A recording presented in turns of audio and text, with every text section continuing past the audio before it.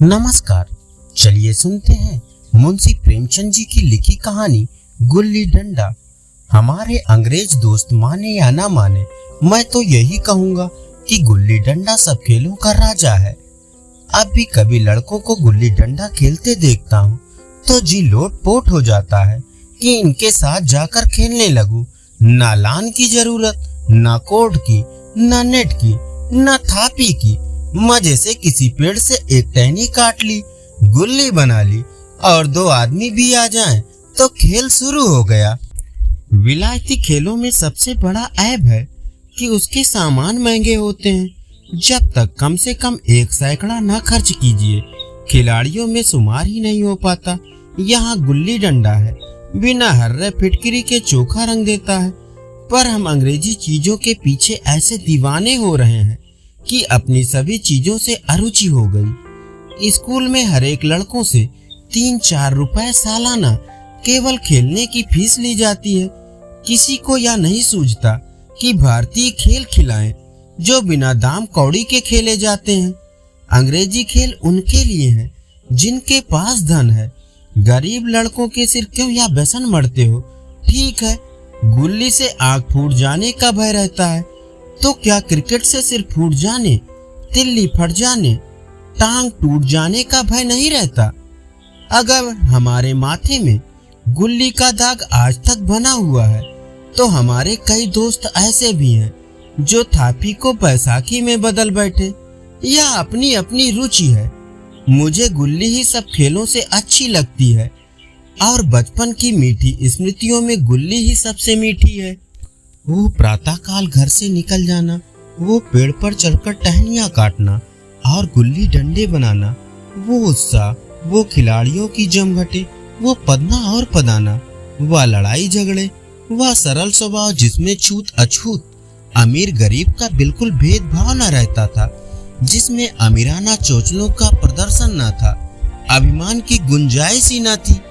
वह उसी वक्त भूलेगा जब जब घरवाले बिगड़ रहे हैं, पिताजी चौके पर बैठे बेग से रोटियों पर अपना क्रोध उतार रहे हैं, अम्मा की दौड़ केवल द्वार तक है, लेकिन उनकी विचारधारा में मेरा अंधकारमय भविष्य टूटी हुई नौका की तरह डगमगा रहा है और मैं हूँ कि पदाने में मस्त हूँ।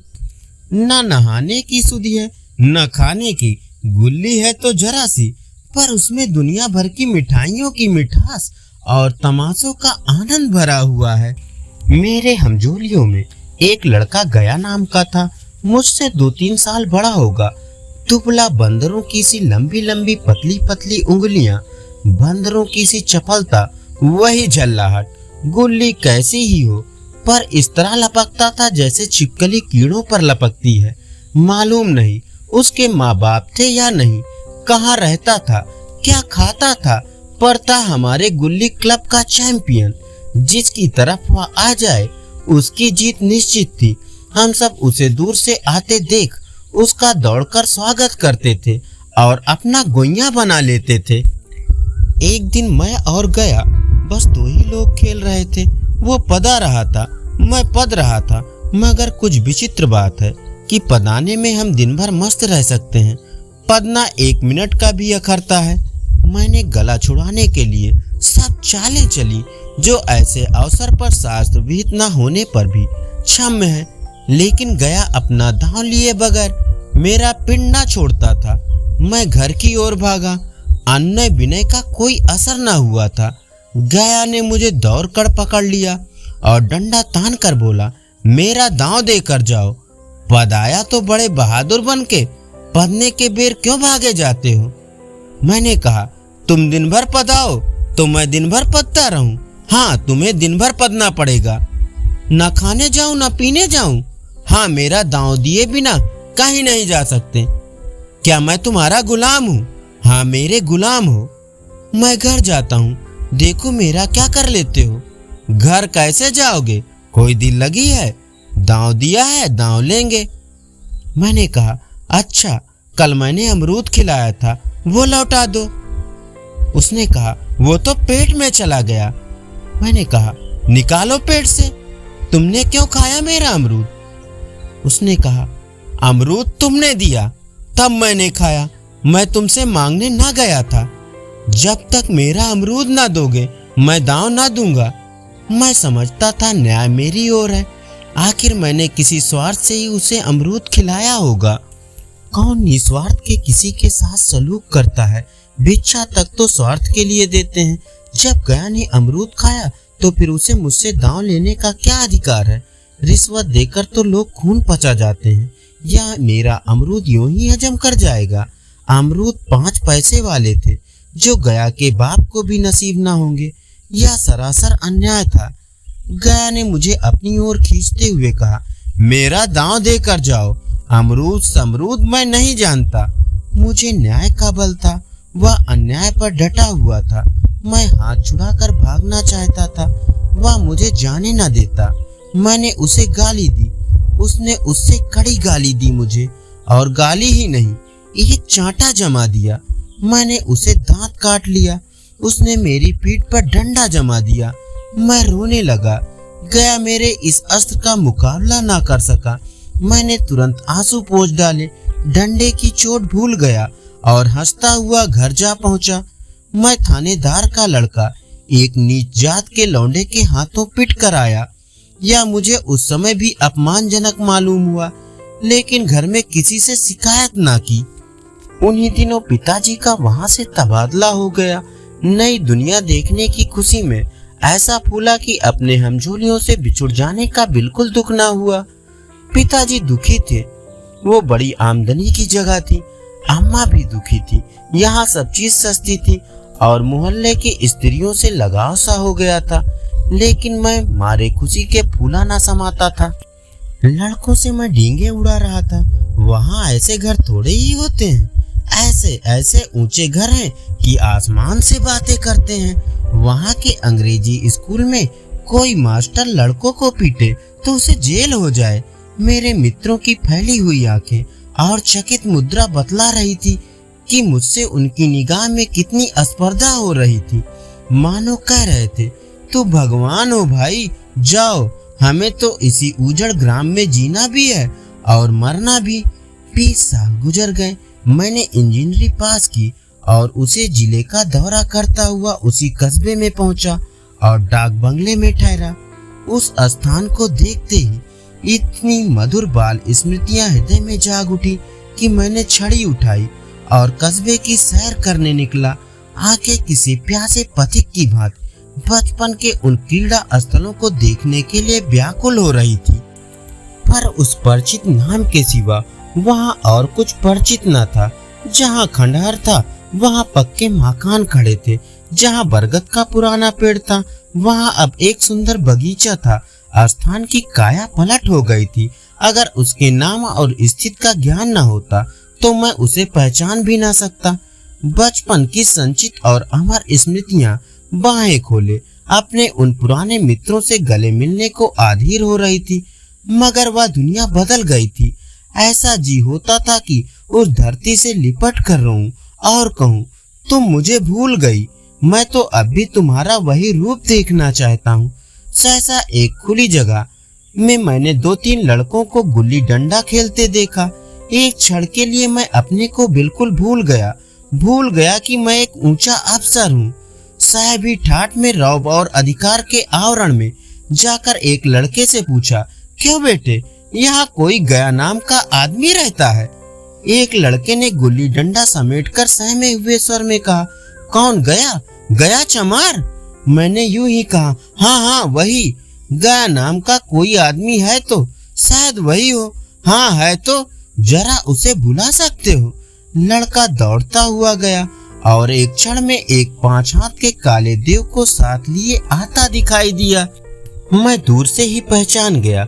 उसकी ओर लपकना चाहता था कि उसके गले लिपट जाऊं, पर कुछ सोच कर रह गया। बोला, कहो गया, मुझे पहचानते हो? गया ने झुककर सलाम किया। हाँ मालिक, भला पहचानूंगा क्यों नहीं। आप मजे में हो? बहुत मजे में। तुम अपनी कहो। मतई, मोहन, दुर्गा सब कहाँ है? कुछ खबर है? साहब, मतई तो मर गया, दुर्गा और मोहन दोनों डाकिया हो गए हैं। आप? मैं तो जिले का इंजीनियर हूँ। सरकार तो पहले ही बड़े जाहीन थे। आप कभी गुल्ली डंडा खेलते हो? गया ने मेरी ओर प्रश्न भरी आंखों से देखा। अब गुल्ली डंडा क्या खेलूंगा सरकार, अब तो धंधे से छुट्टी नहीं मिलती। आओ आज हम तुम खेलें, तुम पदाना हम पदेंगे, तुम्हारा एक दांव हमारे ऊपर है, वह आज ले लो। गया बड़ी मुश्किल से राजी हुआ। वह ठहरा टके का मजदूर, मैं एक बड़ा अफसर, हमारा और उसका क्या जोड़। बेचारा झेप रहा था, लेकिन मुझे भी कुछ कम झेप ना थी। इसलिए नहीं कि मैं गया के साथ खेलने जा रहा था, बल्कि इसलिए कि लोग इस खेल को अजूबा समझकर इसका तमाशा बना लेंगे और अच्छी खासी भीड़ लग जाएगी। उस भीड़ में वह आनंद कहाँ रहेगा। पर खेले बगैर तो रहा नहीं जाता। आखिर निश्चय हुआ कि दोनों जने बस्ती से बहुत दूर खेलेंगे और बचपन की उस मिठाई को खूब रस लेकर खाएंगे। मैं गया को लेकर डांग बगले पर आया और मोटर में बैठकर दोनों मैदान की ओर चले। साथ में एक कुल्हाड़ी ले ली। मैं गंभीर भाव धारण किए हुए था, लेकिन गया इसे अभी तक मजाक में ही ले रहा था। फिर भी उसके मुख पर उत्सुकता या आनंद का कोई चिन्ह न था। शायद वह हम दोनों में जो अंतर हो गया था, यही सोचने में मगन था। मैंने पूछा, तुम्हें कभी हमारी याद आती थी? गया, सच कहना। गया झेपते हुए बोला, मैं आपको याद करता हुजूर, किस लायक हूँ। भाग में आपके साथ कुछ दिन खेलना बदा था, नहीं मेरी क्या गिनती। मैंने कुछ उदास होकर कहा, लेकिन मुझे तो बराबर तुम्हारी याद आती थी। तुम्हारा वह डंडा जो तुमने तान कर जमाया था, याद है ना? गया ने पछताते हुए कहा, वह लड़कपन था सरकार, उसकी याद ना दिलाओ। वाह, वह मेरे बाल जीवन की सबसे रसीली याद है। तुम्हारे उस डंडे में जो रस था, वह तो अब ना आदर सम्मान में पाता हूँ, न धन में। इतनी देर में हम बस्ती से कोई 3 मील निकल आए। चारों तरफ सन्नाटा है। पश्चिम और कोसों तक भीमताल फैला हुआ है, जहां आकर हम किसी समय कमल पुष्प तोड़ ले जाते थे और उसके झुमक बनाकर कानों में डाल लेते थे। जेठ की संध्या केसर में डूबी चली आ रही है। मैं लपक कर एक पेड़ पर चढ़ गया और एक टहनी काट लाया। झटपट गुल्ली डंडा बन गया। खेल शुरू हो गया। मैंने गुच्छी में गुल्ली रखकर उछाली। गुल्ली गया के सामने से निकल गई। उसने हाथ लपकाया जैसे मछली पकड़ रहा हो। गुल्ली उसके पीछे जाकर गिरी। या वही गया है जिसके हाथों में गुल्ली जैसे आप ही आकर बैठ जाती थी। वह दाहिने बाएं कहीं हो, गुल्ली उसकी हथेली में ही पहुंचती थी, जैसे गुल्लियों पर वशीकरण डाल देता हो। नई गुल्ली, पुरानी गुल्ली, छोटी गुल्ली, बड़ी गुल्ली, नोकदार गुल्ली, सपाट गुल्ली, सभी उससे मिल जाती थी। जैसे उसके हाथों में कोई चुम्बक हो, गुल्लियों को खींच लेता हो। लेकिन आज गुल्ली को उससे वह प्रेम नहीं रहा। फिर तो मैंने पदाना शुरू किया। मैं तरह तरह की धांधलियां कर रहा था। अभ्यास की कसर बेईमानी से पूरी कर रहा था। कुछ जाने पर भी डंडा खेले जाता था। हालांकि सास के अनुसार गया की बारी आनी चाहिए थी। गुल्ली पर ओछी चोट पड़ती और वह जरा दूर पर गिर पड़ती तो मैं झपट कर उसे खुद उठा लेता और दोबारा टांड लगाता। गया यह सारी बेईमानियां देख रहा था, पर कुछ ना बोलता था, जैसे उसने वह सब कायदे कानून भूल गए। उसका निशाना कितना अचूक था। गुल्ली उसके हाथ से निकलकर टन से डंडे से आकर लगती थी। उसके हाथ से छूटकर उसका काम था डंडे से टकरा जाना। लेकिन आज वह गुल्ली डंडे में लगती ही नहीं। कभी दाहिने जाती है, कभी बाएं, कभी आगे, कभी पीछे। आध घंटे पदाने के बाद एक गुल्ली डंडे में आ लगी। मैंने धांधली की, गुल्ली डंडे में नहीं लगी, बिल्कुल पास से गई, लेकिन लगी नहीं। गया ने किसी प्रकार का असंतोष प्रकट नहीं किया। ना लगी होगी, डंडे में लगती तो क्या मैं बेईमानी करता? नहीं भैया, तुम भला बेईमानी करोगे? बचपन में मजाल था कि मैं ऐसा घपला करके जीता बचता। यही गया गर्दन पर चढ़ बैठता, लेकिन आज मैं उसे कितनी आसानी से धोखा दिए चला जाता था। गधा है, सारी बातें भूल गया। सासा गुल्ली फिर डंडे से लगी और इतनी जोर से लगी जैसे बंदूक छूटी हो। इस प्रमाण के सामने अब किसी तरह की धांधली करने का साहस मुझे इस वक्त भी ना हो सका। लेकिन क्यों ना एक बार सबको झूठ बताने की चेष्टा करूं। मेरा हरज ही क्या है। मान गया तो वाह वाह, नहीं तो दो चार हाथ पदना ही तो पड़ेगा। अंधेरा का बहाना करके जल्दी से छुड़ा लूंगा, फिर कौन दांव देने आता है। गया ने विजय के उल्लास में कहा, लग गई लग गई। टन्ना से बोली। मैंने अनजान बनने की चेष्टा करके कहा, तुमने लगते देखा? मैंने तो नहीं देखा। टन्ना से बोली है सरकार। और जो किसी ईंट से टकरा गई हो तो? मेरे मुख से यह वाक्य उस समय कैसे निकला, इसका मुझे खुद आश्चर्य है। इस सत्य को झुठलाना वैसा ही था जैसे दिन को रात बताना। हम दोनों ने गुल्ली को डंडे में जोर से लगते देखा था, लेकिन गया ने मेरा कथन स्वीकार कर लिया। हाँ, किसी ईंट में ही लगी होगी। डंडे में लगती तो इतनी आवाज ना आती। मैंने फिर पदाना शुरू कर दिया, लेकिन इतनी प्रत्यक्ष धांधली कर लेने के बाद गया की सरलता पर मुझे दया आने लगी। इसलिए जब तीसरी बार गुल्ली डंडे में लगी तो मैंने बड़ी उदारता से दांव देना तय कर लिया। गया ने कहा, अब तो अंधेरा हो गया है भैया, कल पर रखो। मैंने सोचा कल बहुत सा समय होगा या ना जाने कितनी देर पता है, लेकिन इसी वक्त मामला साफ कर लेना अच्छा होगा। नहीं नहीं, अभी बहुत उजाला है, तुम अपना दांव ले लो, गुल्ली सूझेगी नहीं, कुछ परवाह नहीं। गया ने पदाना शुरू किया, पर उसे अब बिल्कुल अभ्यास न था। उसने 2 बार टाण लगाने का इरादा किया, पर दोनों ही बार हुच गया। 1 मिनट से कम में वह दांव खो बैठा। मैंने अपने हृदय की विशालता का परिचय दिया।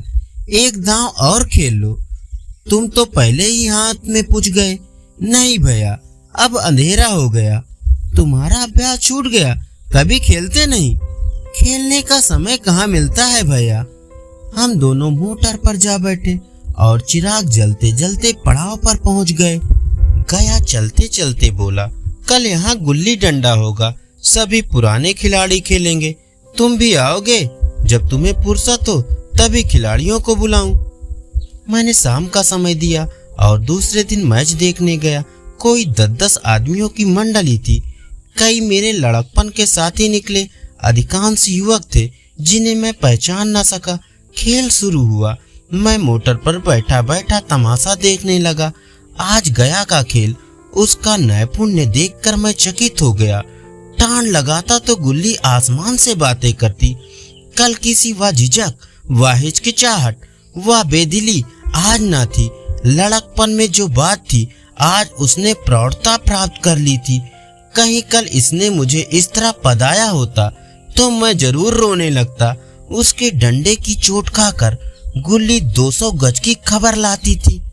पदने वालों में एक युवक ने कुछ धांधली की। उसने अपने विचार में गुल्ली लपक ली थी। गया का कहना था गुल्ली जमीन में लगकर उछली थी। इस पर दोनों में ताल ठोकने की नौबत आई है। युवक दब गया। गया का तमतमाया हुआ चेहरा देखकर डर गया। अगर वह दब ना जाता तो जरूर मारपीट हो जाती। मैं खेल में न था, पर दूसरों के इस खेल में मुझे वही लड़कपन का आनंद आ रहा था जब हम सब कुछ भूलकर खेल में मस्त हो जाते थे। अब मुझे मालूम हुआ कि कल गया ने मेरे साथ खेला नहीं, केवल खेलने का बहाना किया। उसने मुझे दया का पात्र समझा। मैंने धांधली की, बेईमानी की, पर उसे जरा भी क्रोध न आया, इसलिए कि वह खेल ना रहा था, मुझे खिला रहा था, मेरा मन रख रहा था। वह मुझे पदाकर मेरा कचूमर नहीं निकालना चाहता था। मैं अब अफसर हूँ या अफसरी मेरे और उसके बीच में दीवार बन गई है। मैं अब उसका लिहाज पा सकता हूँ, अदब पा सकता हूँ, सहचर नहीं पा सकता। लड़कपन था तब मैं उसका समकक्ष था, या पद पाकर अब मैं केवल उसकी दया योग्य हूँ। वह मुझे अपना जोड़ नहीं समझता। वो बड़ा हो गया है, मैं छोटा हो गया हूँ। धन्यवाद। ये सुनते हैं कहानी नई बहू और सास का वनवास। ये कहानी आपके दिल को छू जाएगी। हाँ, यदि कहानी अच्छी लगे तो लाइक जरूर करें। एक शहर में अमित अपनी माँ सुधा के साथ रहता था। एक दिन अमित सो रहा था, तभी उसकी माँ उसे जगाने आती है। सुधा, बेटा अभी तक सो रहा है, ऑफिस नहीं जाना है तुझे? अमित, माँ अभी सोने दो, कुछ देर और, अभी टाइम ही क्या हुआ है? सुधा जी, बेटा 9 बजने वाले हैं, चल जल्दी से उठकर तैयार हो जा। अमित तैयार होकर ऑफिस चला जाता है। सुधा जी जल्दी जल्दी घर का काम निपटा कर अपनी सहेली कविता को फोन मिलाती हैं। सुधा जी, कविता कैसी है? कविता, हाँ सुधा मैं ठीक हूँ, तू बता कैसी है? सुधा जी, मैं तो बिल्कुल ठीक हूँ। ये बता, मैंने तुझे कहा था अमित के लिए एक अच्छी सी लड़की ढूंढने के लिए, तूने कुछ किया या नहीं? कविता, हाँ मैंने बात की थी, मेरी दूर की रिश्तेदारी में एक लड़की है, बहुत ही गुणवान है, तुझे और अमित को जरूर पसंद आएगी। सुधा जी, तो जल्दी से बात चलाना, और हाँ अगर उसकी फोटो तेरे पास हो तो मुझे भेज दे। कविता, जरा सब्र रख, मैं 1-2 दिन में भेजती हूँ। 2 दिन बाद कविता लड़की वालों से बात करके बताती है। अमित और संजना आपस में एक दूसरे से मिलते हैं, सभी को रिश्ता पसंद आ जाता है। कुछ ही दिनों में शादी हो जाती है। शादी के बाद सुधा जी बहुत खुश रहती थी। एक दिन सुधा जी किचन में खाना बना रही थी, तभी वहाँ संजना आती है। सुधा जी, बहू कुछ चाहिए तुम्हें? संजना, जी नहीं मम्मी जी, मेरे होते आप काम करें या ठीक नहीं, मैं चाहती हूँ आप आराम करें और सारा काम मैं करूँ। सुधा जी, बहू तुम अभी अभी तो आई हो, थोड़े दिन आराम करो, बाद में तुम्हें ही तो यह सब संभालना है। संजना, नहीं माँ जी, मैं ऐसे नहीं बैठ सकती, मैं आपकी मदद करती हूँ, धीरे धीरे मैं सब काम सीख जाऊंगी। संजना सुधा जी का हाथ बटाने लगती है। धीरे धीरे संजना पूरे घर की जिम्मेदारी संभालने लगती है। सुधा जी के पास अब कोई काम नहीं बचा था, वे केवल बाजार से सब्जी या अन्य घर का सामान लाती थी। एक दिन सुधा जी बाहर से सब्जी लेकर आती हैं। वे जैसे ही घर के अंदर पहुंचने वाली होती हैं, उनके कानों में आवाज आती है। संजना अपनी सहेलियों के साथ बैठी बात कर रही थी। संजना, अमीषा तू तो बहुत खुश नसीब है जो तेरी सास गांव में रहती है, तू यहाँ मौज मस्ती करती है। एक मैं हूँ जो सारा दिन नौकरानी की तरह काम करती हूँ और मेरी सास मौज में रहती है। अमीषा, यह सब तो तूने ही अपने हाथ में लिया है। संजना, अरे वो तो एक चाल थी अमित को बस में करने के लिए, अगर मैं ऐसा नहीं करती तो वो हमेशा माँ के पल्लू में बंधे रहते। अब तो मुझे उस दिन का इंतजार है जब अमित पूरी सैलरी मेरे हाथों में देंगे। सुधा जी यह सब सुनकर सन्न रह जाती हैं। जिस बहू को वो इतना सीधा समझ रही थी, वो तो उनसे इतनी नफरत करती है। सुधा जी के आते ही सब सहेलियां चुप हो गई। सुधा जी को देखते ही संजना बोली, संजना, अरे माँ जी आप आ गई, मैं अभी अपनी सहेलियों से आपकी तारीफ कर रही थी। सुधा जी चुपचाप किचन में चली जाती हैं। अमीषा, संजना लगता है तेरी सास ने सब कुछ सुन लिया। संजना, अच्छा है, उनका भ्रम जल्दी टूट जाए, उन्हें भी तो पता होना चाहिए कि बेटे की शादी के बाद उनकी जिंदगी में दखल नहीं देना चाहिए। सुधा जी किचन से सारी बातें सुन रही थी। उनकी आंखों से टप टप आंसू बह रहे थे। वे सीधे अपने कमरे में गई और अपने पति कमलनाथ जी की तस्वीर के सामने फूट फूट कर रोने लगी। सुधा जी, आप ठीक कहते थे कि बच्चों से ज्यादा उम्मीद नहीं रखनी चाहिए। आपने कितना कहा कि घर गृहस्थी छोड़कर अपने पैरों पर खड़ी हो जाओ, लेकिन मैं अपने इकलौते बेटे की परवरिश में सब भूल गई। अब क्या होगा, मैं कहाँ जाऊंगी? बहू तो मेरे साथ रहना नहीं चाहती। सुधा जी पलंग पर लेटी यही सोच सोच कर रो रही थी। अगले दिन अमित के ऑफिस जाने के बाद उन्होंने संजना से बात की। सुधा जी, बहू मैंने कल तुम्हारी सारी बातें सुन ली, ये सब तुम्हारा ही है, इसमें चालबाजी की क्या जरूरत थी? आज से अमित सैलरी भी तुम्हें देगा, मैं बस घर में शांति चाहती हूँ। संजना बोली, माँ जी वो आपके रहते तो हो नहीं सकता, मैं अकेले रहना चाहती हूँ, मौज मस्ती करना चाहती हूँ, लेकिन अमित आपके बगैर नहीं रहेगा। सुधा जी को धक्का लगा, वो अपना सर पकड़कर सोफे पर बैठ गई। सुधा जी, बहू तुम आखिर चाहती क्या हो? संजना, माँ जी, मैं चाहती हूँ कि आप अमित को बिना बताए किसी वृद्धा आश्रम में चली जाएं। अमित को मैं कोई ना कोई बहाना बनाकर समझा दूंगी। आप चाहें तो हमारी खुशियाँ हमें दे सकती हैं।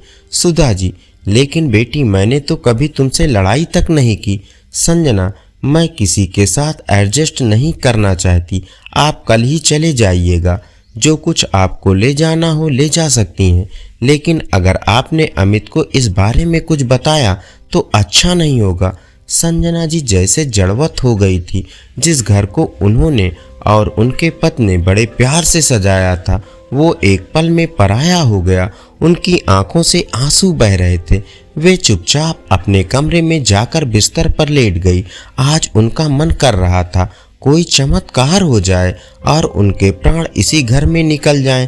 रात को अमित के सो जाने के बाद संजना सुधा जी के कमरे में आती है। संजना, माँ जी, आपने अपना सामान पैक कर लिया? सुधा जी, बहू, मुझे घर से मत निकाल, मैं यहीं एक कोने में पड़ी रहूंगी। संजना, आपको एक बात समझ नहीं आती, आपके रहते अमित कभी भी पूरी तरह मेरा नहीं हो सकता। अगले दिन अमित के जाने के बाद संजना सुधा जी के लिए कैब बुक कराकर उन्हें वृद्धा आश्रम भेज देती है। शाम को जब अमित आता है, संजना, अमित, आज मैंने तुमसे पूछे बगैर माँ जी को तीर्थ यात्रा पर भेज दिया। वो मेरी सहेली है ना, उसके पापा ने टूर बुक किया था, पूरी बस गई है। आज आखिरी दिन था, 2 महीने के लिए वे गई हैं। अमित, संजना, मुझे फोन तो कर सकती थी, पता नहीं माँ के पास पैसे भी हैं या नहीं। संजना, अमित, मैंने उन्हें पैसे दे दिए हैं और सारा इंतजाम टूर वाले कर रहे हैं, चिंता की कोई बात नहीं है। इसी तरह 2 महीने बीत जाते हैं। एक दिन संजना रोते हुए अमित के पास आती है। संजना, अमित, बहुत बुरी खबर है, तीर्थ यात्रा पर जाने वाली बस का एक्सीडेंट हो गया, उसमें कोई नहीं बचा। यह सुनकर अमित रोने लगता है। अमित, मुझे टूर वालों का नंबर दो, मैं वहां जाकर देखना चाहता हूँ। संजना, अमित, मैंने सब पता कर लिया है, बस हजारों फुट गहरी खाई में गिर गई है, किसी को कुछ पता नहीं लगा। अमित का दिल टूट जाता है। वह कई दिन तक माँ को याद करके रोता रहता है। कुछ दिन बाद संजना उसे समझाती है। संजना, अमित, जो होना था वो हो गया, शायद किस्मत को यही मंजूर था। कुछ दिन में सब सामान्य हो जाता है। एक दिन अमित कहीं जा रहा था, तभी उसे एक मंदिर दिखाई देता है। मंदिर को देखकर उसे माँ की याद आ जाती है।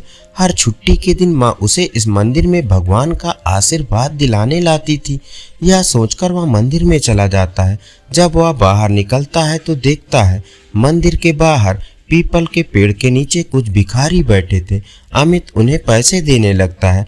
तभी वह देखता है एक मैले कुचैले कपड़े में उसकी माँ बैठी भीख मांग रही थी। अमित, माँ, तुम यहाँ कैसे? तुम तो तीर्थ यात्रा पर गई थी। सुधा जी, बेटा, संजना ने मुझे घर से निकल जाने के लिए कहा और वृद्धा आश्रम भिजवा दिया। वो अकेले रहना चाहती थी।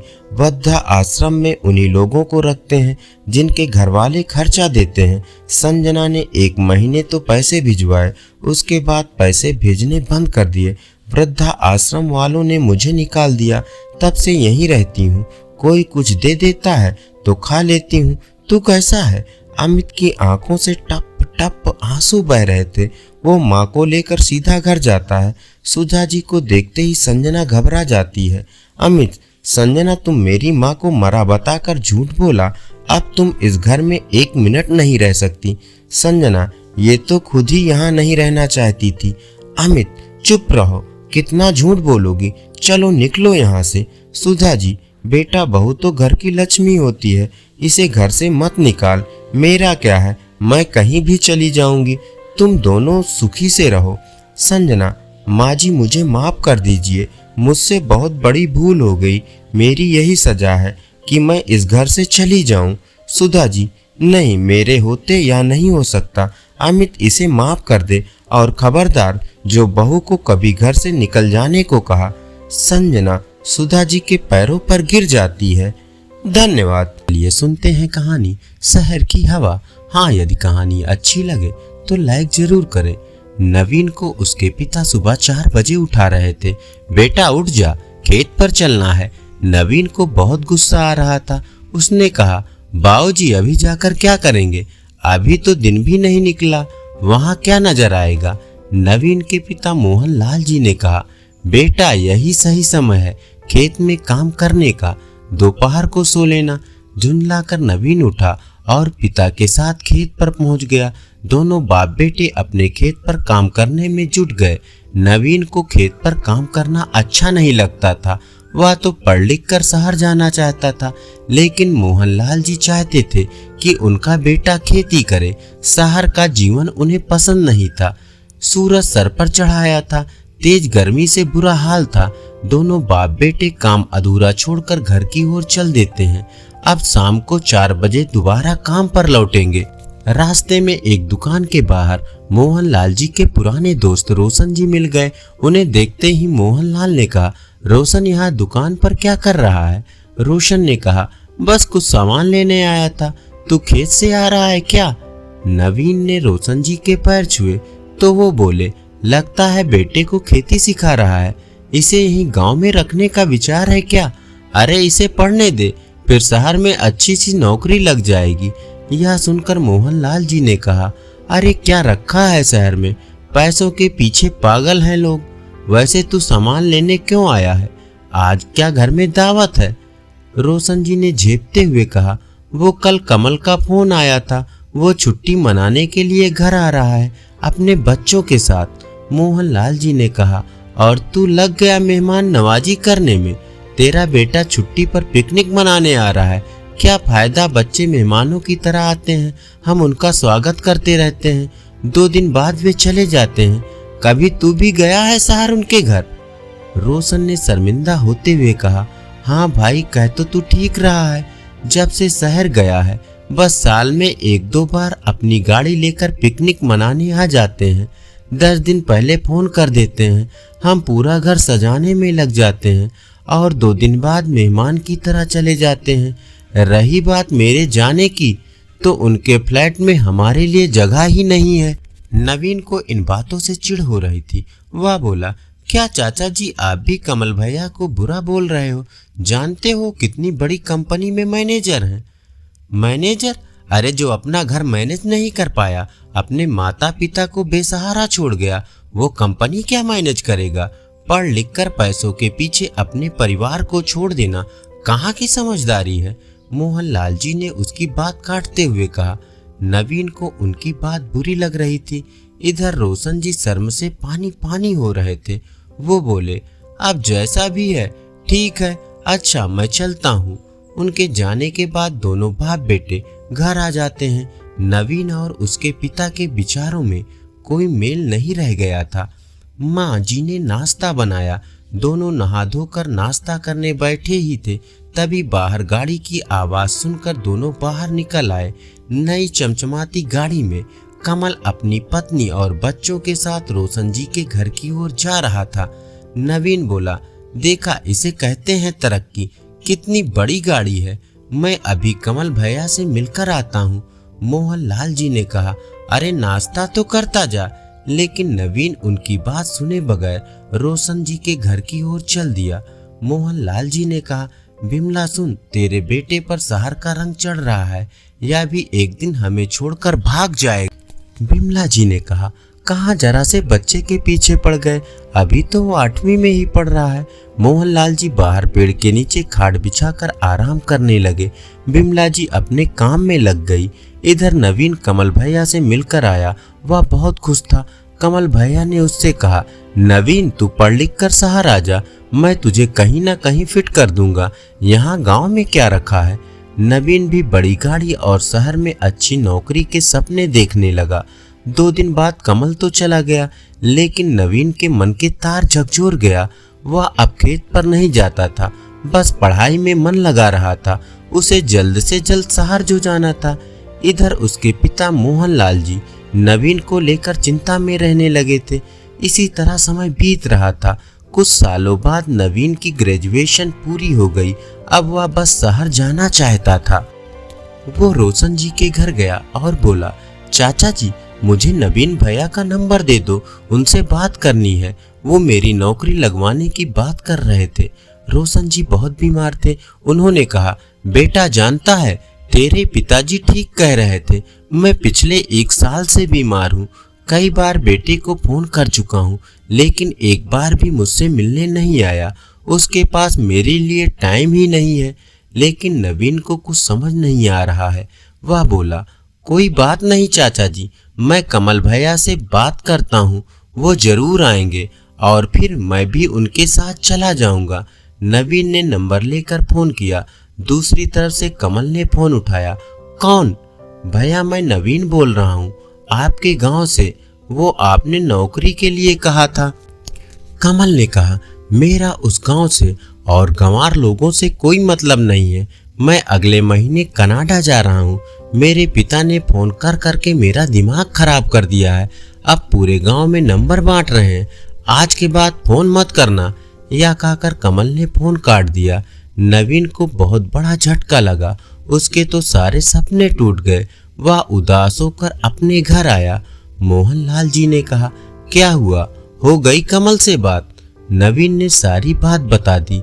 यह सुनकर मोहनलाल जी ने कहा, जानता है उसने यह सब क्यों कहा? जब 1 साल पहले वह आया था तो अपना घर और खेत बेचना चाहता था। रोशन ने ये सब बेचने से मना कर दिया। बस इतनी सी बात पर माँ बाप से रिश्ता तोड़ लिया और वही गुस्सा उसने तेरे ऊपर निकाल दिया। पैसों की भूख ने उसे अंधा बना दिया है। यह सुनकर नवीन को भी बहुत बुरा लगा। लेकिन पापा इस जमीन को बेचना क्यों चाहते हैं कमल भैया? मोहनलाल जी ने कहा, मैंने रोशन के कहने पर शहर जाकर पता किया था। उसकी नौकरी छूट गई थी। किस्तों पर फ्लैट और गाड़ी ले रखी थी। उसे ही भरने के लिए पैसे चाहिए थे और फिर वो विदेश जाने के चक्कर में था। बाकी बचे पैसों से विदेश में जाकर सेट होना चाह रहा था। वो तो मैंने रोशन को समझाया, वरना इस उम्र में खेत मकान बेचकर बेटे के पीछे पीछे भागता रहता और वो नालायक इसे धक्के मारकर सड़क पर भीख मांगने को मजबूर कर देता। अब 1 साल से अपने बाप को देखने भी नहीं आया। नवीन के सर से शहर जाने का भूत उतर चुका था। वह मोहनलाल जी के गले लगकर रोने लगा। बाबूजी मुझे माफ कर दीजिए, मैं अब यहीं रहकर नए ढंग से खेती करूंगा। मोहनलाल जी और बिमला नवीन की बातें सुनकर बहुत खुश हुए। मोहनलाल जी ने कहा, चल मेरे साथ रोशन जी के घर चलते हैं, उनका भी तो ध्यान रखना है। उससे कहता हूँ कि मेरा बेटा अब शहर नहीं जा रहा है और तेरा भी ध्यान रखेगा। नवीन रोशन जी के घर गया। फिर कुछ देर बाद उन्हें लेकर शहर पहुँच गया। वहाँ उनका अच्छे से इलाज करवाया। कुछ दिन में रोशन जी बिल्कुल ठीक हो गए। नवीन अपने दोस्तों को भी शहर जाने से रोका। सब ने मिलकर नए तरीके से खेती शुरू की। कुछ ही सालों की मेहनत से नवीन ने गांव में नया घर बना लिया, बड़ी सी गाड़ी ले ली। अब वो अपने परिवार के साथ रोशन जी का भी ध्यान रखने लगा था। कुछ ही दिन में नवीन की शादी हो गई। आज नवीन और उसके दोस्त गांव में रहकर तरक्की कर रहे हैं और अपने आसपास के लोगों को प्रोत्साहन दे रहे हैं कि वे शहर न जाएं। धन्यवाद। चलिए सुनते हैं मुंशी प्रेमचंद जी की लिखी कहानी चोरी। हाँ, यदि कहानी अच्छी लगे तो लाइक जरूर करें। हाय बचपन, तेरी याद नहीं भूलती। वह कच्चा टूटा घर, वह पुआल का बिछौना, वह नंगे बदन नंगे पांव खेतों में घूमना, आम के पेड़ों पर चढ़ना, सारी बातें आंखों के सामने फिर रही हैं। चमरौदा जूते पहनकर उस वक्त कितनी खुशी होती थी, अब फ्लैक्स के बूटों से भी नहीं होती। गरम पनवे रस में जो मज़ा था वो अब गुलाब के शरबत में भी नहीं। चबैने और कच्चे बेरों में जो रस था वो अब अंगूर और खीर मोहन में भी नहीं मिलता। मैं अपने चचेरे भाई हलधर के साथ दूसरे गांव में एक मौलवी साहब के यहाँ पढ़ने जाया करता था। मेरी उम्र 8 साल थी। हलधर वो अब स्वर्ग में निवास कर रहे हैं, मुझसे 2 साल जेठ थे। हम दोनों प्रातःकाल बासी रोटियां खाकर दोपहर के लिए मटर और जौ का चबैना लेकर चल देते थे। फिर तो सारा दिन अपना था। मौलवी साहब के यहाँ कोई हाजिरी का रजिस्टर तो था नहीं और न गैर हाजिरी का जुर्माना ही देना पड़ता था। फिर डर किस बात का। कभी तो थाने के सामने खड़े सिपाहियों की कवायद देखते, कभी किसी भालू या बंदर नचाने वाले मदारी के पीछे पीछे घूमने में दिन काट देते, कभी रेलवे स्टेशन की ओर निकल जाते और गाड़ियों की बाहर देखते। गाड़ियों के समय का जितना ज्ञान हमको था, उतना शायद टाइम टेबल को भी ना था। रास्ते में शहर के एक महाजन ने एक बाग लगवाना शुरू किया था। वहाँ एक कुआं खुदा जा रहा था। वह भी हमारे लिए एक दिलचस्प तमाशा था। बूढ़ा माली हमें अपनी झोपड़ी में बड़े प्रेम से बैठाता था। हम उससे झगड़ झगड़ कर उसका काम करते। कहीं बाल्टी लिए पौधों को सींच रहे हैं, कहीं खुरपी से क्यारियां गोड़ रहे हैं, कहीं कैंचे से बेलों की पत्तियां छांट रहे हैं। उन कामों में कितना आनंद था। माली बाल प्रकृति का पंडित था, हमसे काम लेता, पर इस तरह मानो हमारे ऊपर कोई एहसान कर रहा है। जितना काम वह दिन भर में करता, हम घंटे भर में निपटा देते थे। अब वह माली नहीं है, लेकिन बाग हरा भरा है। उसके पास से होकर गुजरता हूँ तो जी चाहता है उन पेड़ों को गले मिल कर रोऊं और कहूँ, प्यारे तुम मुझे भूल गए, लेकिन मैं तुम्हें नहीं भूला। मेरे हृदय में तुम्हारी याद अभी तक हरी है, उतनी ही हरी जितने तुम्हारे पत्ते। निस्वार्थ प्रेम के तुम जीते जागते स्वरूप हो। कभी कभी हम हफ्तों गैर हाजिर रहते, पर मौलवी साहब से ऐसा बहाना कर देते कि उनकी बड़ी हुई त्योरियां उतर जाती। उतनी कल्पना शक्ति आज होती तो ऐसा उपन्यास लिख मारता कि लोग चकित रह जाते। अब तो यह हाल है कि बहुत सिर खपाने के बाद कोई कहानी सूझती है। खैर, हमारे मौलवी साहब दर्जी थे। मौलवीगिरी केवल शौक से करते थे। हम दोनों भाई अपने गांव के कुर्मी कुहारों से उनकी खूब बड़ाई करते थे। यूँ कहिए कि हम मौलवी साहब के सफारी एजेंट थे। हमारे उद्योग से जब मौलवी साहब को कुछ काम मिल जाता तो हम फूले ना समाते। जिस दिन कोई अच्छा बहाना ना सूझता, मौलवी साहब के लिए कोई ना कोई सौगात ले जाते। कभी सेर आधा सेर फलियां तोड़ ली तो कभी 10-5 ऊख, कभी जौ या गेहूं की हरी हरी बालें ले ली। उन सौगातों को देखते ही मौलवी साहब का क्रोध शांत हो जाता। जब इन चीज़ों की फसल ना होती तो हम सजा से बचने का कोई और ही उपाय सोचते। मौलवी साहब को चिड़ियों का शौक था। मकतब में श्याम, बुलबुल, दहियल और चंडूलों के पिंजरे लटकते रहते थे। हमें सबक याद हो या ना हो, पर चिड़ियों को याद हो जाते थे। हमारे साथ ही वे पढ़ा करती थीं। इन चिड़ियों के लिए बेसन पीसने में हम लोग खूब उत्साह दिखाते थे। मौलवी साहब सब लड़कों को पतंगे पकड़ कर लाने के लिए कहते। इन चिड़ियों को पतंगों में विशेष रुचि थी। कभी कभी हमारी बला पतंगों ही के सिर चली जाती। उनका बलिदान करके हम मौलवी साहब के रौद्र रूप को प्रसन्न कर लिया करते थे। एक दिन सवेरे हम दोनों भाई तालाब में मुँह धोने गए। हलधर ने कोई सफ़ेद सी चीज़ मुट्ठी में लेकर दिखाई। मैंने लपक कर मुट्ठी खोली तो उसमें 1 रुपया था। विस्मित होकर पूछा, यह रुपया तुम्हें कहाँ मिला? हलधर ने कहा, अम्मा ने ताक पर रखा था, चारपाई खड़ी करके निकाल लाया। घर में कोई संदूक या अलमारी तो थी नहीं।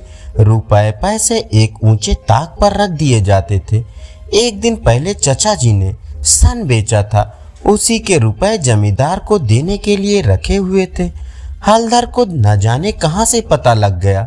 जब घर के सब लोग काम धंधों में लग गए तो अपनी चारपाई खड़ी की और उस पर चढ़कर 1 रुपया निकाल लिया।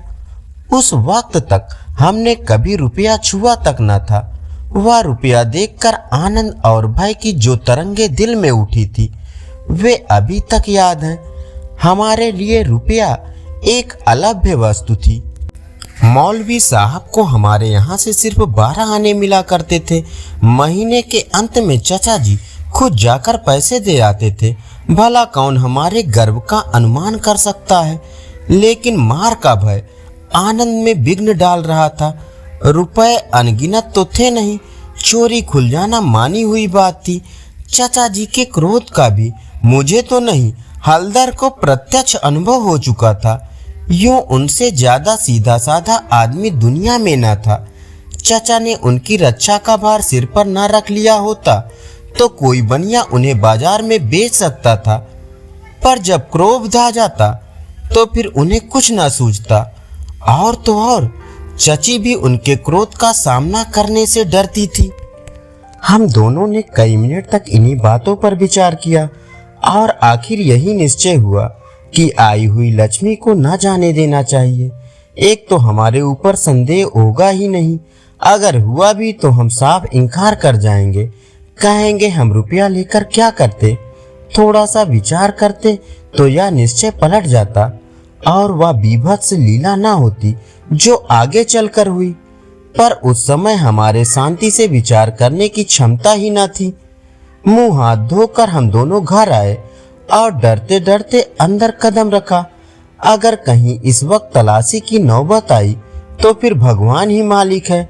लेकिन सब लोग अपना अपना काम कर रहे थे, कोई हमसे न बोला।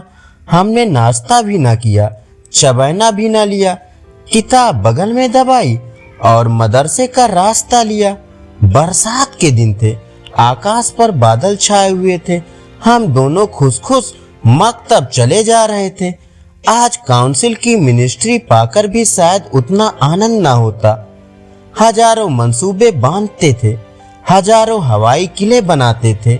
यह अवसर बड़े भाग्य से मिला था।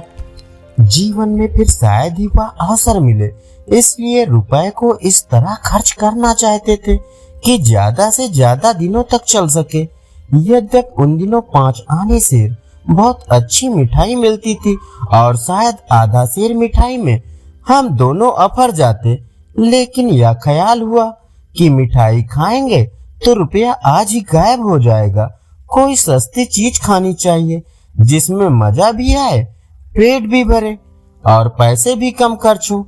आखिर अमरूदों पर हमारी नजर गई, हम दोनों राजी हो गए। 2 पैसे के अमरूद लिए, सस्ता समय था, बड़े बड़े 12 अमरूद मिले। हम दोनों के कुर्तों के दामन भर गए।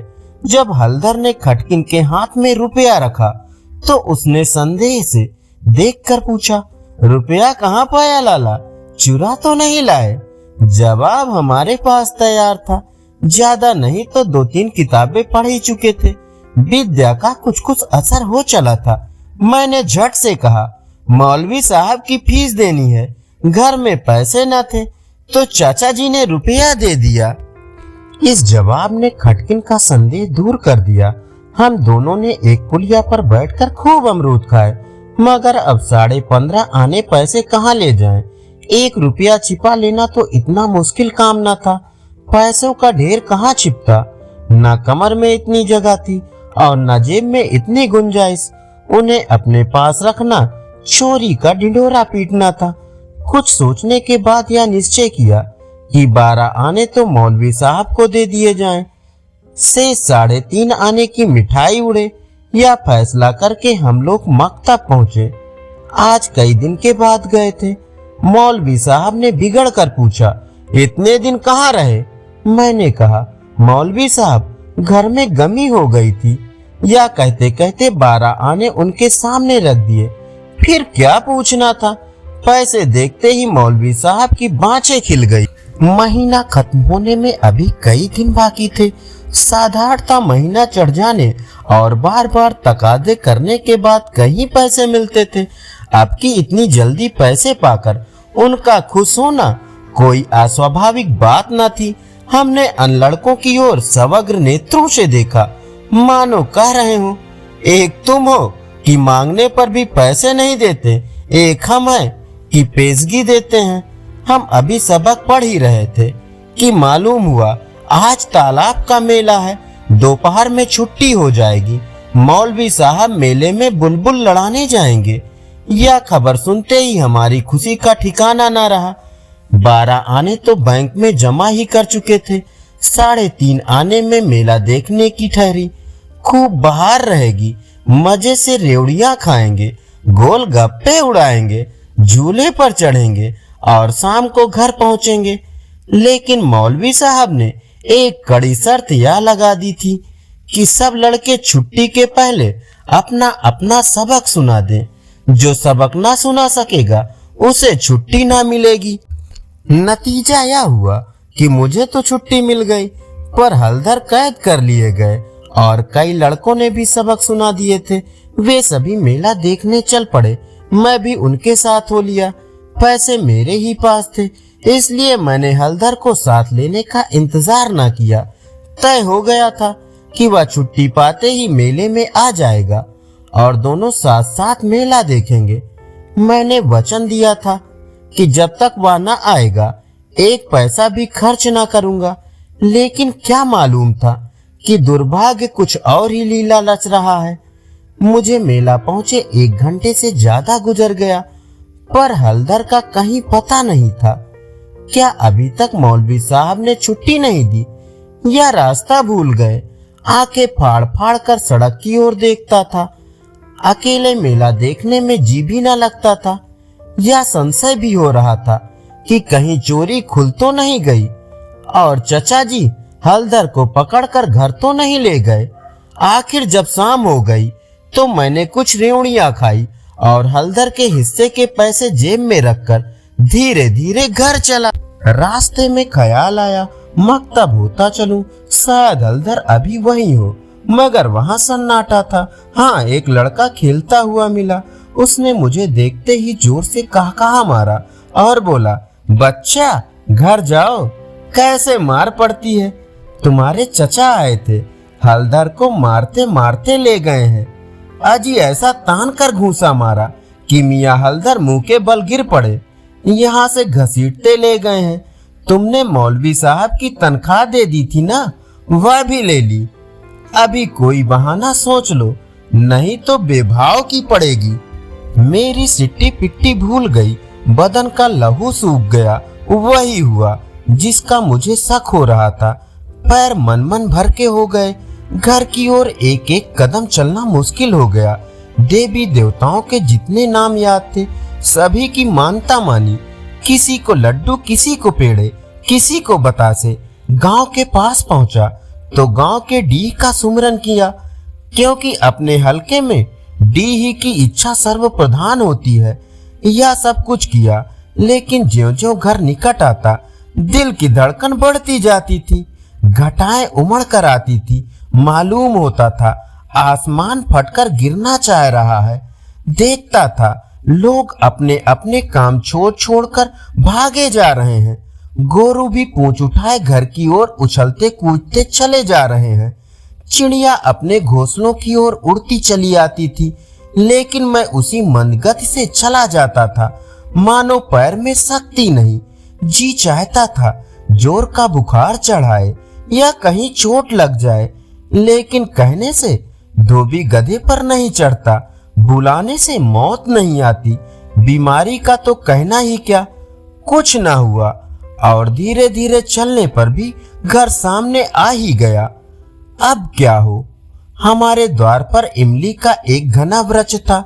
मैं उसी की आड़ में छिप गया कि जरा और अंधेरा हो जाए तो चुपके से घुस जाऊं और अम्मा के कमरे में चारपाई के नीचे जा बैठूं। जब सब लोग सो जाएंगे तो अम्मा से सारी कथा का सुनाऊंगा। अम्मा कभी नहीं मारती, जरा उनके सामने झूठ मूठ रोऊंगा तो वह और भी पिघल जाएंगी। रात कट जाने पर फिर कौन पूछता है। सुबह तक सबका गुस्सा ठंडा हो जाएगा। अगर ये मंसूबे पूरे हो जाते तो इसमें संदेह नहीं कि मैं बेदाग बच जाता, लेकिन वहां तो विधाता को कुछ और मंजूर था। मुझे एक लड़के ने देख लिया और मेरे नाम की रट लगाते हुए सीधे मेरे घर में भागा। अब मेरे लिए कोई आशा न रही। लाचार घर में दाखिल हुआ तो सासा मुंह से एक चीख निकल गई, जैसे मार खाया हुआ कुत्ता किसी को अपनी ओर आता देखकर भय से चिल्लाने लगता है। बरोठे में पिताजी बैठे थे। पिताजी का स्वास्थ्य इन दिनों कुछ खराब हो गया था। छुट्टी लेकर घर आए हुए थे। ये तो नहीं कह सकता कि इन्होंने शिकायत क्या थी, पर वह मूंग की दाल खाते थे और संध्या समय शीशे के गिलास में एक बोतल में से कुछ उड़ेल उड़ेल कर पीते थे। शायद वह किसी तजुर्बेकार हकीम की बताई हुई दवा थी। दवाएं सब बासने वाली और कड़वी होती हैं, यह दवा भी बुरी ही थी, पर पिताजी न जाने क्यों इस दवा को खूब मजा ले लेकर पीते थे। हम जो दवा पीते हैं तो आंखें बंद करके एक ही घूंट में गटक जाते हैं, पर शायद इस दवा का असर धीरे धीरे पीने में ही होता हो। पिताजी के पास गांव के 2-3 और कभी कभी 4-5 और रोगी भी जमा हो जाते और घंटों दवा पीते रहते थे। मुश्किल से खाना खाने उठते थे। इस समय भी वह दवा पी रहे थे। रोगियों की मंडली जमा थी। मुझे देखते ही पिताजी ने लाल लाल आंखें करके पूछा, कहाँ थे अब तक? मैंने दबी जबान से कहा, कहीं तो नहीं। अब चोरी की आदत सीख रहा है। बोल, तूने रुपया चुराया कि नहीं? मेरी जबान बंद हो गई।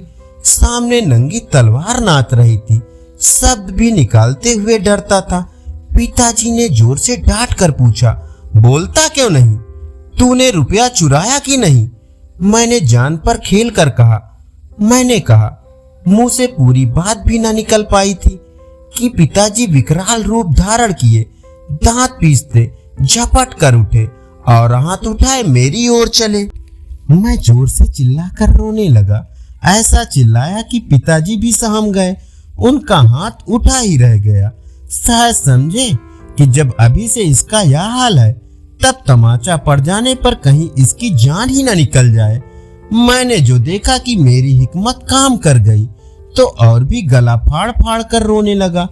इतने में मंडली के 2-3 आदमियों ने पिताजी को पकड़ लिया और मेरी ओर इशारा किया कि भाग जा। बच्चे ऐसे मौके पर और भी मचल जाते हैं और व्यर्थ मार खा जाते हैं। मैंने बुद्धिमानी से काम लिया, लेकिन अंदर का दृश्य इससे कहीं भयंकर था। मेरा तो खून सर्द हो गया। हलधर के दोनों हाथ एक खंभे से बंधे थे। सारी देह धूल दूषित हो रही थी और वह अभी तक सिसक रहे थे। शायद वो आंगन भर में लौटे थे।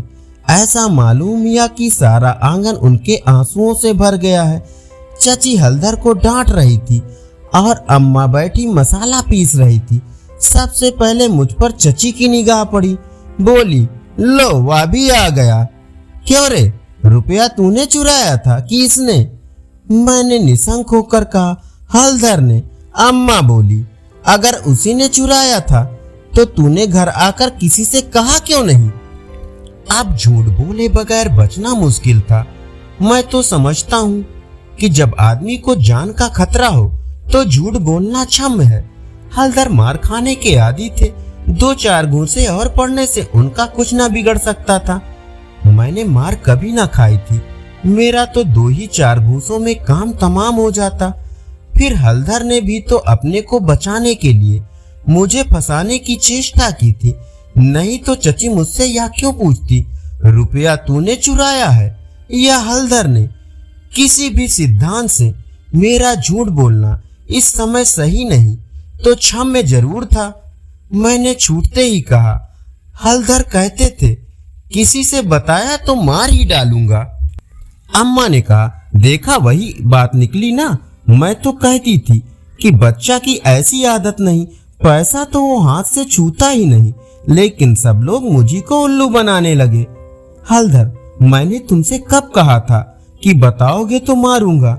मैंने कहा, वहीं तालाब के किनारे तो कहा था। हलधर, अम्मा बिल्कुल झूठ है। चची, झूठ नहीं सच है।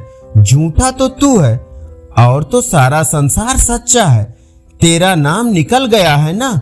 तेरा बाप नौकरी करता, बाहर से रुपए कमा लाता, 4 जने उसे भला आदमी कहते तो तू भी सच्चा होता। अब तो तू ही झूठा है। जिसके भाग में मिठाई लिखी थी उसने मिठाई खाई, तेरे भाग में तो लात खाना ही लिखा था। यह कहते हुए चची ने हलधर को खोल दिया और हाथ पकड़कर भीतर ले गई। मेरे विषय में स्नेहपूर्ण आलोचना करके अम्मा ने पांसा पलट दिया था, नहीं तो अभी बेचारे पर न जाने कितनी मार पड़ती। मैंने अम्मा के पास बैठकर अपनी निर्दोषता का राग खूब अलापा। मेरी सरल हृदया माता मुझे सत्य का अवतार समझती थी। उन्हें पूरा विश्वास हो गया कि सारा अपराध हलधर का है। एक क्षण बाद मैं गुड़ चबहना लिए कोठरी से बाहर निकला। हलधर भी उसी वक्त चिवड़ा खाते हुए बाहर निकले। हम दोनों साथ साथ बाहर आए और अपनी अपनी बीती सुनाने लगे। मेरी कथा सुखमय थी, हलधर की दुखमय, पर अंत दोनों का एक था, गुड़ और चबैना। धन्यवाद। चलिए सुनते हैं कहानी सोने की चिड़िया। हाँ, यदि कहानी अच्छी लगे तो लाइक जरूर करें। एक नगर में राजा भीमसेन राज करते थे। उनके एक प्यारी सी राजकुमारी थी, ब्रजबाला। राजा अपनी बेटी से बहुत प्यार करते थे। एक दिन वे अपने महल के बाग में घूम रहे थे, तभी उन्हें एक चिड़िया दिखाई दी। राजा उस चिड़िया के पास गए तो देखा वह सोने की तरह चमक रही थी।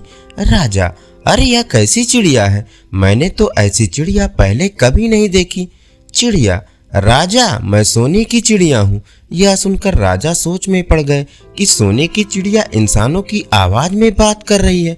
राजा, अरे चिड़िया, तू इंसानों की आवाज में कैसे बात कर रही है? चिड़िया, मैं दूर पहाड़ के पीछे से आई हूँ, वहाँ सब मेरी जैसी सोने की चिड़िया रहती हैं। मैं उड़ते उड़ते यहाँ तक आ गई, अब मैं थक गई हूँ, कुछ देर आराम करके चली जाऊंगी।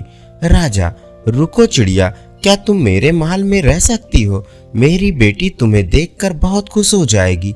चिड़िया, ठीक है, लेकिन मेरी एक शर्त है, जब तक मेरा मन करेगा मैं यहाँ रहूंगी, जब मैं जाना चाहूंगी मुझे जाने दोगे? राजा मान जाता है।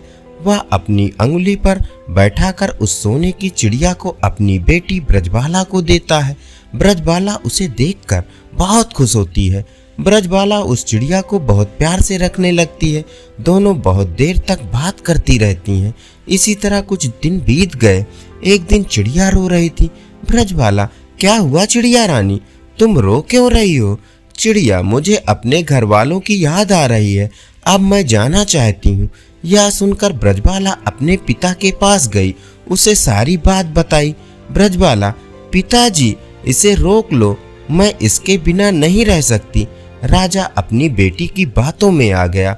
उसने चिड़िया से रुकने के लिए कहा, लेकिन वह नहीं मानी। उसने राजा को उसका वचन याद दिलाया। राजा, मैं अपनी बेटी की खुशी के लिए कुछ भी कर सकता हूँ। अगर तुम अपनी मर्जी से नहीं रुकी तो मैं तुम्हें पिंजरे में कैद कर लूंगा। चिड़िया, तुमने वचन दिया था, अब तुम अपने वचन से मुकर रहे हो। अब मैं यहाँ एक पल भी नहीं रुक सकती। चिड़िया उड़कर चली गई। राजा उसे पकड़ ना सका। यह देखकर ब्रजबाला बेहोश हो गई। राजवैद्य को बुलाया गया। बहुत मुश्किल से ब्रजबाला को होश आया, लेकिन वह न किसी से बात कर रही थी, न कुछ खा रही थी। यह देखकर राजा बहुत परेशान हो गया। उसने पूरे राज्य में ऐलान कर दिया कि जो कोई सोने की चिड़िया लाएगा उसे बहुत सारा इनाम दिया जाएगा। ऐलान सुनकर बहुत से लोगों ने उस पहाड़ी के पीछे जाने की कोशिश की, लेकिन कोई वहां तक पहुंच नहीं सका। इधर ब्रजबाला की हालत बिगड़ती जा रही थी। एक दिन रात के समय राजा अपने महल की खिड़की के पास खड़े होकर रो रहा था। राजा, काश मैंने वह चिड़िया अपनी बेटी को ना दी होती, काश मैंने उस चिड़िया को कैद करने की कोशिश ना की होती तो वह रुक जाती। कुछ देर बाद उसे खिड़की पर वही चिड़िया बैठी दिखाई दी। चिड़िया, क्यों राजा, क्या हुआ? अपनी पूरी ताकत लगाकर भी मुझे नहीं ला पाए। राजा, चिड़िया रानी मुझे माफ कर दो, मेरी बेटी को बचा लो। चिड़िया उड़कर ब्रजबाला के पास पहुंच जाती है। चिड़िया को देखकर ब्रजबाला बहुत खुश होती है। चिड़िया कुछ दिन वहीं रुकने लगती है। जब ब्रजबाला पूरी तरह से ठीक हो जाती है तो चिड़िया जाने के लिए कहती है।